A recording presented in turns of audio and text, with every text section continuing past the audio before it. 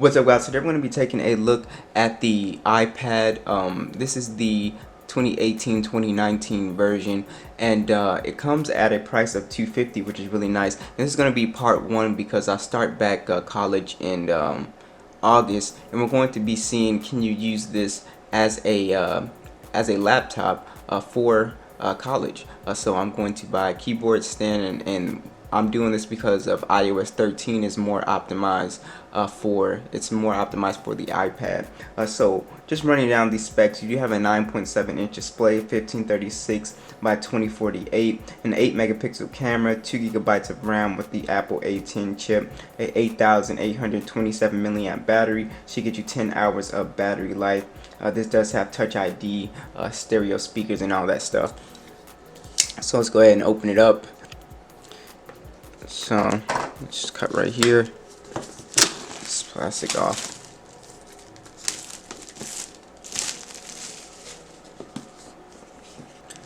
Alright, let's go ahead and see if I can shimmy this off without tearing this thing apart. To pry this thing open with my knife. No, there's nothing on here. One eternity later. God. Alright. The iPad, let's lay that to the side. So, it should be pretty standard Apple stuff.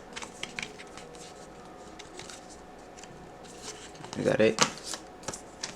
We got manuals, and we got the Apple stickers.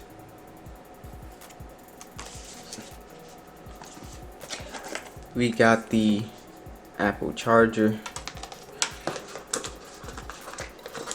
and we got the little power brick. Alright, this is the space gray model.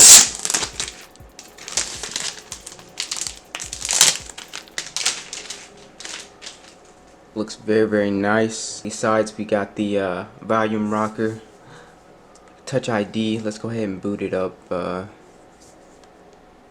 top, we got the power. Let's go ahead and boot this up real quick. Alright, so we are booted up, and it feels really nice in the hand. It's extremely thin, very, very thin, and it has a really nice weight to it. It's not too light feeling, and it's not too heavy. So let's go ahead and just get everything set up, and I'll be right back. Alright, so we did get into the OS, and it was very, very annoying, the security to get actually into the App Store to download apps. It makes you put in a phone number. I had an old number I didn't use, and I had to make a new account, and then you have to verify on the computer. Very, very annoying when you're setting up.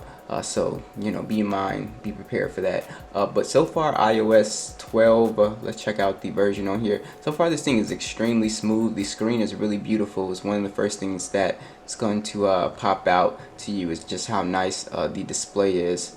It's very smooth. It's not the 90 hertz display on the more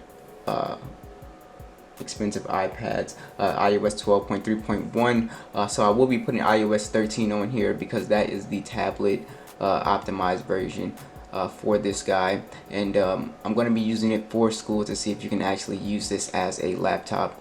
If not, then you know, you can't. But so far you got all your standard stuff on here that I remember.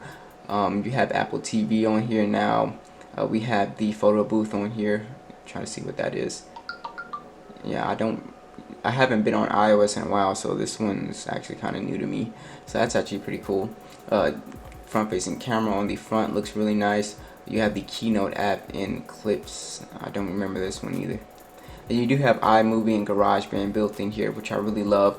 So if you like to make music, or you want to start editing videos, this would be a great little device to do that with. Especially, you'll be able to plug a mouse into this guy. You can use the Apple Pencil, which costs like $100. So I just recommend getting a generic version on Amazon that's compatible with the iPad. There's no real need to spend $100 if you're trying to keep the cost down with this guy. It doesn't make sense. I don't think the Apple Pencil is really worth $100 anyway. But I installed Google Chrome on here, YouTube for right now. So what's interesting about the iPad is this has the sort of the old aspect ratio, if you believe it or not. So if I go to a video, let's just click on video, it's not gonna fill up the screen actually. So just click on one of my videos. As you can see, you got these two black bars right here. So it has this old like 4:3 aspect ratio, which is pretty interesting. They haven't upgraded the design with the iPad. So you see you get those black bars on the top right here. So that's very interesting. The iPad's actual look is actually pretty outdated. You got big bezels and everything. So I was wishing they would have upgraded it like the iPad Pro, but you know, it is what it is. So I will be doing more updates on here, my favorite tablet applications. I'm going to be trying to use this as my main laptop because of how light it is, and I think detachable detachable tablets are the future. I think a lot of people are going to want to just take it off the keyboard and use it as a tablet. I really think that's the future. I don't think laptops are going to be much more used in the future. So thanks for watching this video, and I will catch you guys in the next one.